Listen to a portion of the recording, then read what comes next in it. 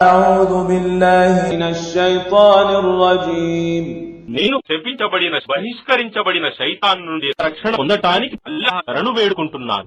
أفمن يمشي مكبا على وجهه أهدى أمن يمشي سويا على صراط مستقيم ఏమి ఎవడైతే తన ముఖం మీద దేవులాడుతూ నడుస్తాడో అతడు సరైన మార్గం పొందుతాడా లేక చక్కగా రుజుమార్గం మీద నడిచేవాడు పొందుతాడా?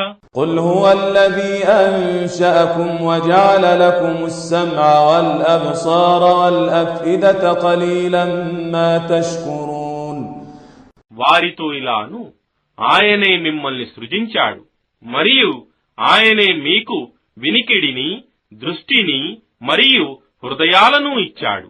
అయినా మీరు కృతజ్ఞతలు తెలిపేది చాలా తక్కువ.